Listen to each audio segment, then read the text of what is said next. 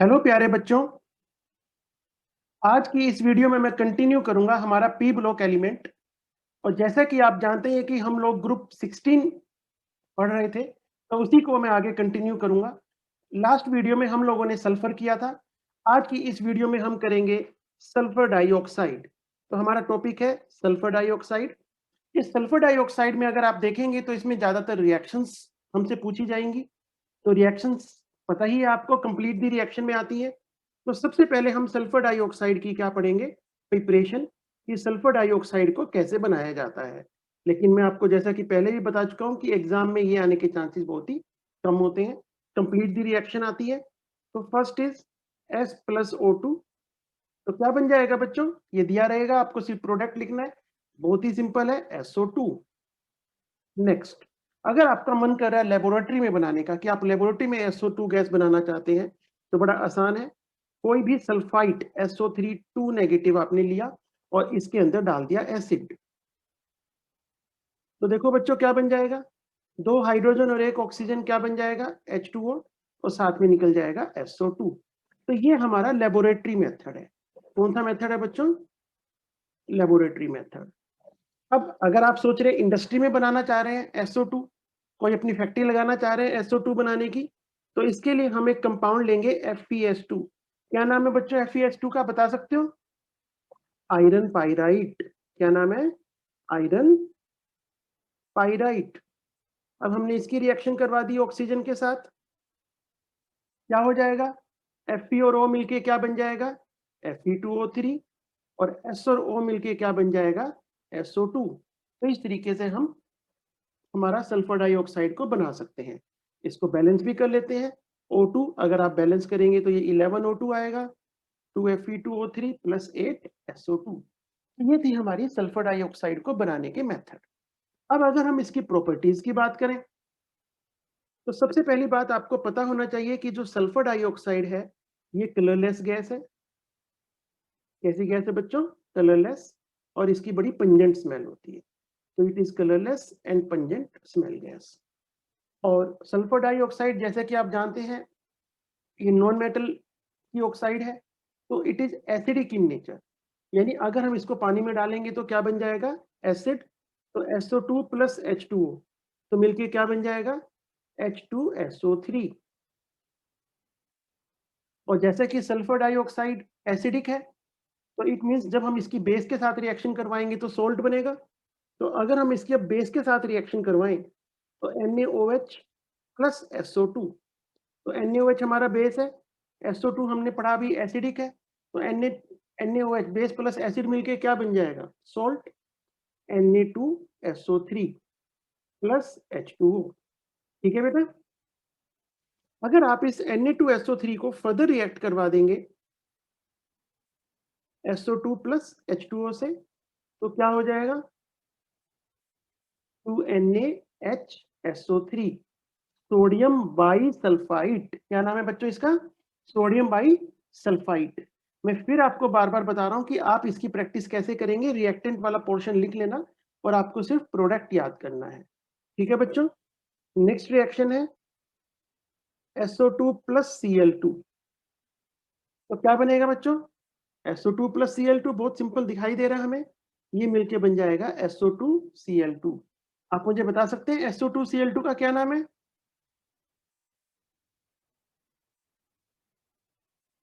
Sulphuryl chloride. क्या नाम है बच्चों, सल्फ्यूराइल क्लोराइड। ठीक है, आगे चले।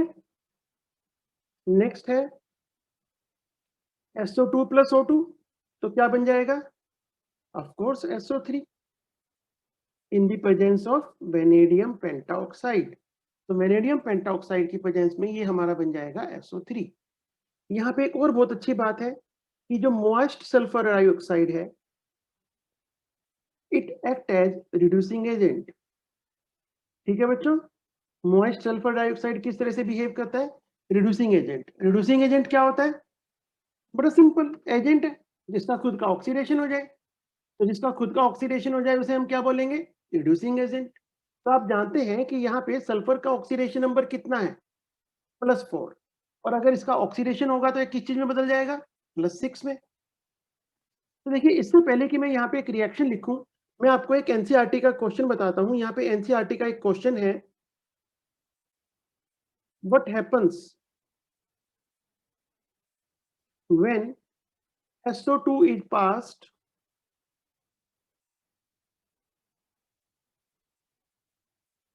through an aqueous solution of Fe3 salt।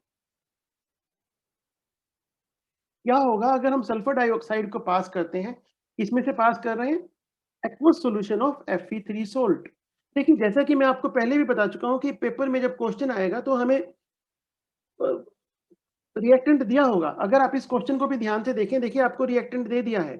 आपके पास सल्फर डाइऑक्साइड है, एक्वस सॉल्यूशन है, मींस पानी है, और Fe3 पॉजिटिव है। तो देखो, रिएक्टेंट दे दिया कि नहीं दे दिया? तो रिएक्टेंट तो दे ही दिया, हमें क्या याद करना है? प्रोडक्ट।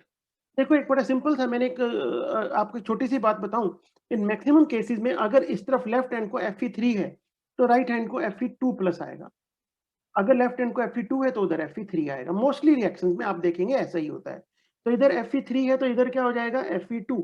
आप देख सकते हैं कि यहाँ पे ऑक्सीडेशन नंबर कम हो गया, और ऑक्सीडेशन नंबर कम होना क्या कहलाता है? रिडक्शन। तो Fe3 पॉजिटिव का क्या हो गया? रिडक्शन। और सल्फर डाइऑक्साइड हमने अभी अभी पढ़ा कि it act as a reducing agent, यानी इसका ऑक्सीडेशन होगा। तो आप एक और चीज देखिएगा, अभी हम नेक्स्ट चैप्टर भी करेंगे, SO2। सल्फर डाइऑक्साइड को पानी में जब हम डालते हैं, ऐसी कोई भी रिएक्शन आएगी तो मैक्सिमम केसेस में it will form sulphuric acid. क्योंकि वैसे भी आप समझ सकते हैं कि इसका जब ऑक्सीडेशन होगा, सल्फर डाइऑक्साइड में यहाँ पे इसका ऑक्सीडेशन नंबर +4 है। So after oxidation it will convert into +6 oxidation state, यानी सल्फ्यूरिक एसिड बनेगा। तो नेक्स्ट चैप्टर में भी जब आप रिएक्शन देखेंगे तो सल्फर डाइऑक्साइड की कोई भी रिएक्शन आती है पानी के साथ तो it will form sulphuric acid. तो यहाँ पे आपके पास सल्फ्यूरिक एसिड यानी क्या बन गया? H positive plus SO4 2 negative. ये लो, कंप्लीट हो गई। करना क्या आपको? कुछ भी नहीं करना। ये लेफ्ट हैंड वाला दिया होगा आपको, राइट हैंड को प्रोडक्ट लिखना है। तो SO2 प्लस वाटर कभी भी आ जाए, आप क्या लिख देंगे? Sulphuric acid H positive SO4 2 negative, और Fe3 पॉजिटिव कन्वर्ट हो गया Fe2 पॉजिटिव में। इसी तरह से देखिए, यहाँ पे एक रिएक्शन और है, लेकिन मैं आपको एक क्वेश्चन बताना चाहूंगा यहाँ पे। ये क्वेश्चन नीट के एग्जाम में भी आया था अभी, लास्ट ईयर या उससे लास्ट ईयर नीट के एग्जाम में भी एक क्वेश्चन आया था। क्या क्वेश्चन था? और ये हमारे एनसीईआरटी का भी क्वेश्चन है। How is the presence of SO2 detected? आप सल्फर डाइऑक्साइड को कैसे डिटेक्ट करेंगे? ये गैस हमारी सल्फर डाइऑक्साइड है। तो बहुत सिंपल है, हम सल्फर डाइऑक्साइड गैस को पास करेंगे एसिडिफाइड KMnO4 सॉल्यूशन में से। किसमें से पास करेंगे बच्चों? Acidified KMnO4 solution. तो आपको पता होगा, आपने टाइट्रेशन भी की होगी, KMnO4 हमारा पर्पल कलर का होता है। तो सल्फर डाइऑक्साइड को अगर हम KMnO4 के सॉल्यूशन में से पास करेंगे तो उसका पर्पल कलर खत्म हो जाएगा। तो इस क्वेश्चन का आंसर तो वैसे सिंपल सा है, it will decolorize, it will decolorize acidified KMnO4 solution। ये एसिडिफाइड KMnO4 सॉल्यूशन को डीकलराइज कर देगा। लेकिन यहाँ पर इसकी एक रिएक्शन भी है जो हम चाहें तो लिख भी सकते हैं, वरना जरूरी भी नहीं है, क्योंकि 1 मार्क्स क्वेश्चन होते हैं। लेकिन कंप्लीट में भी आ सकती है। तो देखिए, हमारे पास सल्फर डाइऑक्साइड है plus MnO4 negative plus H2O। ये रिएक्शन हम नेक्स्ट चैप्टर में भी पढ़ेंगे। तो अभी अभी मैंने आपको बताया SO2 प्लस H2O मिलके क्या बनता है? Sulphuric acid. तो बिना सोचे समझे यहाँ पे आप क्या लिख दीजिए? Sulphuric acid. और MnO4 नेगेटिव पर मैग्नेट आयन, ये हमारा बदल जाता है Mn2 प्लस में। ये हम नेक्स्ट चैप्टर में D एंड F ब्लॉक में भी पढ़ेंगे। तो सल्फर डाइऑक्साइड प्लस वाटर मिलके बन गया सल्फ्यूरिक एसिड, और MnO4 नेगेटिव बदल गया Mn2 पॉजिटिव में। इसके बाद अगर हम डिस्कस करें सल्फर डाइऑक्साइड की स्ट्रक्चर, कि सल्फर डाइऑक्साइड की स्ट्रक्चर कैसी होती है, तो हमने लास्ट वीडियो में ओजोन को देखा था, सेम वैसी होती है, S double bond O। 8 electron हमें पूरे करने हैं यहाँ पर। और अगर मैं इसकी रिजोनेटिंग स्ट्रक्चर बनाऊं तो डबल बॉन्ड यहां भी आ सकता है।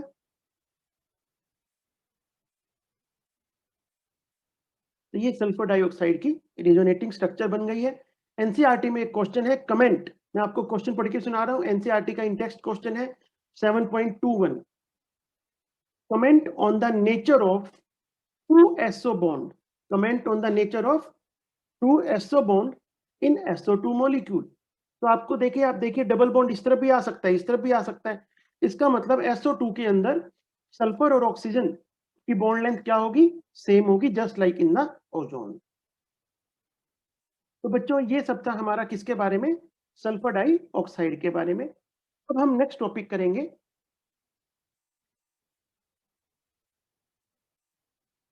Oxo acid of sulphur. देखो ऑक्सो एसिड बेटा बहुत ही इंपॉर्टेंट टॉपिक है। ऑक्सो एसिड की डेफिनेशन हम लोगों ने 11th क्लास के अंदर की थी। मैं अभी डेफिनेशन नहीं बताऊंगा, पर बड़ी सिंपल सी बात बताऊंगा। ऑक्सो एसिड, ऑक्सो ऑक्सो का मतलब जिसमें ऑक्सीजन हो, एसिड है तो इसमें हाइड्रोजन भी होगी और साथ में सल्फर भी होगा। तो ऑक्सो एसिड पे एक क्वेश्चन हमारे सीबीएसई के बोर्ड एग्जाम में आता ही आता है। एक्चुअली हमारे ग्रुप 15 में ऑक्सो एसिड ऑफ फास्फोरस होते थे, लेकिन वो अब सिलेबस में से हट गए हैं, तो इसलिए इसकी इंपॉर्टेंस बहुत ज्यादा हो गई है कि हम सल्फर के ऑक्सो एसिड के बारे में हमसे पूछा जाए। तो इसमें आपसे स्ट्रक्चर बनवाने के लिए पूछा जाता है। तो सबसे पहले है सल्फ्यूरिक एसिड H2SO4। तो इसको तो आप सब लोग जानते हैं बहुत अच्छे से। तो ये है हमारा सल्फ्यूरिक एसिड।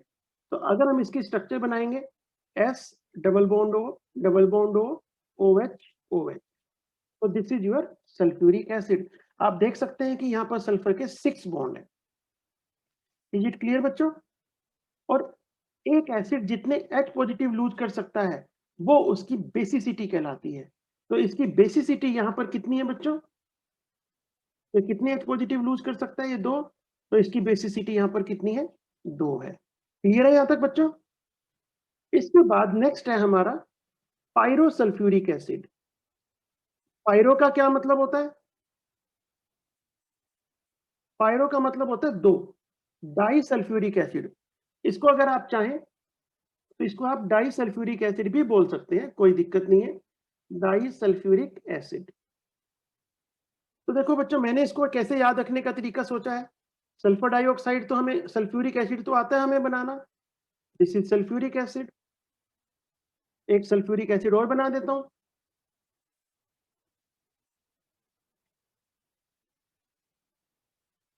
अब आप सोच के देखिए, जब 2 सल्फ्यूरिक एसिड ये जुड़ेंगे तो OH और H यहाँ से क्या निकल जाएगा? वाटर।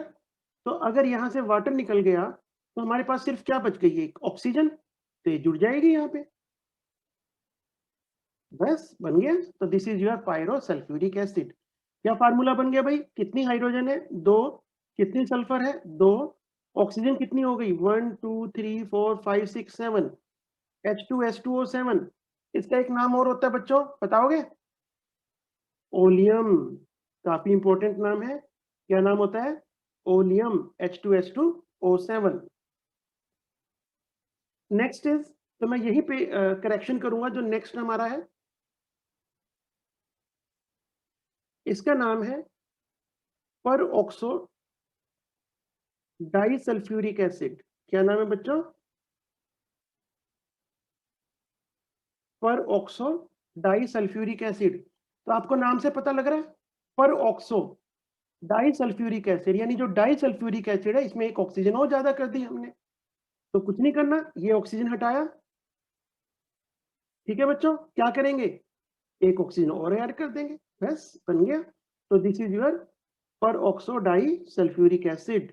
और इसका फार्मूला क्या हो जाएगा बच्चों? H2S2O8। Is it clear? And the last is your sulphurous acid. क्या है लास्ट? Sulphurous acid. और इसका फार्मूला क्या होता है? H2SO3। तो बनाए हम जरा इसकी structure. S double bond O OH OH, देखना हो गया सल्फ्यूरस H2SO3, बिल्कुल हो गया। और एक इसके ऊपर क्या आ जाता है? Lone pair. तो this is the structure of sulphurous acid. और यहाँ पे कितने H पॉजिटिव लूज कर पाएगा? 2। तो इसकी बेसिसिटी कितनी है? 2। तो this is your oxo acid of sulphur. आज हम एक टॉपिक और करेंगे अभी। नेक्स्ट टॉपिक अभी इसके बाद है हमारा सल्फ्यूरिक एसिड H2SO4। तो सबसे पहले हम सल्फ्यूरिक एसिड को बनाएंगे। तो बच्चे यहाँ पे एक बहुत अच्छा क्वेश्चन भी बनता है हमारा कंपटीशन का, कि सल्फ्यूरिक एसिड को बनाने की प्रोसेस को हम क्या कहते हैं। तो सल्फ्यूरिक एसिड को जो बनाने की प्रोसेस है उसको हम बोलते हैं कॉन्टैक्ट प्रोसेस। क्या नाम होता है बच्चों? Contact process. तो क्या करते हैं इसमें हम, फर्स्ट स्टेप में हम सल्फर लेंगे, इसकी ऑक्सीजन के साथ रिएक्शन करवाएंगे, तो क्या बन जाएगा बच्चों? Sulphur dioxide. अब नेक्स्ट स्टेप में क्या करेंगे? SO2 plus O2 in the presence of vanadium pentaoxide, it will form SO3। आप यहाँ पे देख सकते हैं कि it is a reversible process. कैसी प्रोसेस है ये? रिवर्सिबल। और यहाँ पे डेल्टा एच का साइन नेगेटिव होता है। तो क्या मतलब होता है बच्चों डेल्टा एच नेगेटिव का? तो डेल्टा एच नेगेटिव का मतलब है कि it is exothermic process, heat निकल रही है। तो यहाँ पे एक क्वेश्चन बनता है, मैं अभी थोड़ी देर में आपको बताता हूँ। अभी देखो, अब अगर इस SO3 में अगर हम वाटर ऐड कर दें तो क्या बन जाएगा? H2SO4। लेकिन हम ऐसा नहीं करते। हम क्या करते हैं, H2SO4 बनाना है, लेकिन उसके लिए हम पहले इसमें H2SO4 ही डालेंगे। तो H2SO4 प्लस SO3 मिलके बन जाएगा H2S2O7, ओलियम। अब इस ओलियम के अंदर हम वाटर ऐड करेंगे। ठीक है बच्चों? ऐसा करने का फायदा ये होता है कि इससे जो सल्फ्यूरिक एसिड बनता है, इसकी यील्ड ज्यादा आती है। तो इसलिए हम डायरेक्ट SO3 में वाटर ऐड नहीं करते, पहले ओलियम बनाते हैं, फिर उसके अंदर वाटर ऐड करते हैं। तो ये कॉन्टैक्ट प्रोसेस है। तो बच्चों ये आपको याद करनी है, क्योंकि ये एक बार आई भी है एग्जाम के अंदर कि राइट द कॉन्टैक्ट प्रोसेस। तो हम इस तरीके से सल्फ्यूरिक एसिड को बना सकते हैं। यहाँ पर एक क्वेश्चन और भी बनता है। यहाँ पे एक क्वेश्चन है, write the condition to maximize the yield of H2SO4। हम चाहते हैं कि जो H2SO4 है ये ज्यादा बन जाए। तो आप इस सेकंड स्टेप को देखिए, ये आपकी रिवर्सिबल स्टेप है। तो अगर आप चाहते हैं कि H2SO4 ज्यादा बने, तो हम चाहेंगे कि फॉरवर्ड रिएक्शन फास्ट हो जाए। और फॉरवर्ड रिएक्शन अगर फास्ट हो जाए तो हमें क्या करना होगा? तो इसके लिए आपको थोड़ा सोचना होगा ली चैटलियर प्रिंसिपल। तो अगर आप ली चैटलियर प्रिंसिपल को सोचेंगे तो उसके हिसाब से आप कैलकुलेट कर सकते हैं। यहाँ पे हम कंडीशन रखेंगे low temperature and high pressure. Low temperature and high pressure, आप देख सकते हैं यहाँ पे ये एक्सोथर्मिक प्रोसेस है। तो अगर आपको थोड़ा सा ली चैटलियर प्रिंसिपल याद आ रहा है, तो वहां पे हम पढ़ते थे कि अगर हम टेम्परेचर को कम करेंगे तो एक्सोथर्मिक रिएक्शन फास्ट हो जाएगी। तो यहाँ पे हमारी कंडीशन क्या होगी बच्चों? Low temperature and high pressure. इसके बाद अगर हम बात करें सल्फ्यूरिक एसिड की प्रॉपर्टीज की, तो सल्फ्यूरिक एसिड की अगर हम प्रॉपर्टीज की बात करें, तो सल्फ्यूरिक एसिड तो हम लोग लैब में बहुत ही ज्यादा यूज करते हैं। तो सल्फ्यूरिक एसिड के बारे में आप सब बहुत अच्छे से जानते हैं कि बहुत ही स्ट्रॉन्ग एसिड है ये हमारा। तो सल्फ्यूरिक एसिड की जो बहुत सारी रिएक्शन होती है, बाई चांस आपसे क्वेश्चन पूछ लिया जाए कि जो सल्फ्यूरिक एसिड है इसकी केमिकल रिएक्शन क्यों होती है, तो chemical reaction of sulphuric acid are due to, देखो एनसीईआरटी की बेटा एक एक लाइन जरूर आप पढ़ा करो, क्योंकि निट के एग्जाम में, जेई मेन के एग्जाम में एनसीईआरटी की ही लाइनें यूज होती हैं। तो वहीं पर ये हमारा लिखा हुआ है कि सल्फ्यूरिक एसिड की जो केमिकल रिएक्शन है वो क्यों दिखाता है सल्फ्यूरिक एसिड। तो इसके कई रीजन होते हैं। Number 1, low volatility. Number 2, strong acidic character, काफी स्ट्रॉन्ग एसिड होता है हमारा। Number 3, strong affinity for water, and number 4, strong oxidizing agent। तो सल्फ्यूरिक एसिड की जो भी रिएक्शन होती है वो हमारी इन 4 वजह से होती है: low volatility, strong acidic character, strong affinity for water and strong oxidising agent. ठीक है बच्चों? अब देखिए यहाँ पर एक रिएक्शन में लिख के दिखा रहा हूँ। सल्फ्यूरिक एसिड है, अगर आप इसको वाटर में ऐड करेंगे तो क्या होगा? एसिड है तो क्या करेगा ये? H पॉजिटिव लूज करेगा, तो ये बन जाएगा आपका H3O positive plus HSO4 negative.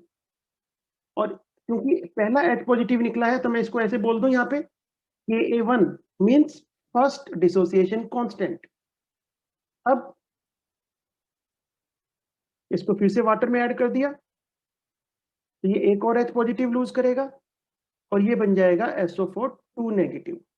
तो इस टाइम पे हम इसको बोलेंगे सेकंड डिसोसिएशन कांस्टेंट। तो बच्चों यहाँ पर एक क्वेश्चन है हमारा एनसीईआरटी में, why Ka2 is less than Ka1, ये Ka2 की वैल्यू Ka1 से कम क्यों होती है? तो देखो बहुत सिंपल है, Ka2 यहाँ पे जब हम सेकंड H पॉजिटिव लूज कर रहे हैं तो वो हमें निकालना है HSO4 नेगेटिव में से।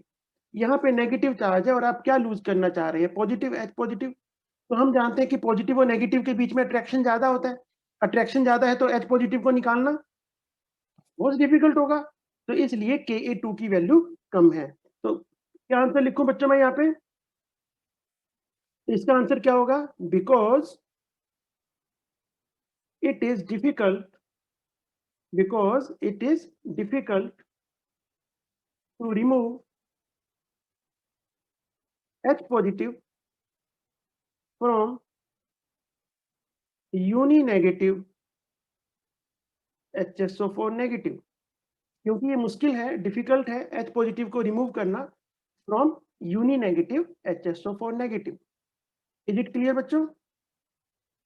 नेक्स्ट, इसके बाद नेक्स्ट रिएक्शन है हमारी एक वही कंप्लीट में 2mx प्लस H2SO4। mx समझते हो ना, m मेटल और x हमारा कोई भी हेलोजन। तो क्या होगा बच्चों? 2H और 2x क्या बन जाएगा? 2HX plus M2SO4। और H2SO4 की एक बहुत ही इंपॉर्टेंट प्रॉपर्टी और भी होती है बच्चों, कि जो कंसंट्रेटेड H2SO4 होता है, it is a very good dehydrating agent. पता है ना आपको डिहाइड्रेटिंग एजेंट क्या होता है? तो डिहाइड्रेटिंग एजेंट होता है जो किसी के अंदर से वाटर को रिमूव कर दे। देखो यहाँ पे एक बहुत अच्छी सी रिएक्शन है, C12H22O11 शुगर, इसमें डाल दिया हमने कंसंट्रेटेड H2SO4, क्या होगा? देखो आपने कभी घर पे किया, करके देखना, जब आप खाना बनाती है मम्मी आपकी, तो जो तवा है, तवे के ऊपर आप चीनी रख दीजिएगा, तो आप देखेंगे कि वो काले रंग की हो जाएगी। क्यों हो जाएगी काले रंग की? क्योंकि जब तवा गर्म है तो उसमें से पानी निकल जाएगा, पानी निकल जाएगा तो सिर्फ क्या बचेगा आपके पास? कार्बन। तो 12C प्लस 11H2O, तो आपके पास क्या बच गया? कार्बन। और इस प्रोसेस को हम बोलते हैं शेयरिंग ऑफ शुगर। ठीक है बच्चों, क्या बोलते हैं इसको हम? Sharing of sugar. इसके अलावा मैं यहाँ पे आपको एक और बहुत इंपॉर्टेंट प्रॉपर्टी इसकी बता दूं, कि जो कंसंट्रेटेड H2SO4 होता है, it is very strong oxidising agent. बहुत ही स्ट्रॉन्ग क्या है? Oxidising agent. तो यहाँ पे हम 3 रिएक्शन पढ़ेंगे और वो बहुत ही इंपॉर्टेंट रिएक्शन है, एग्जाम के अंदर पूछी गई है, काफी कंप्लीट में ही है, मैं आपको पहले भी बता चुका हूँ।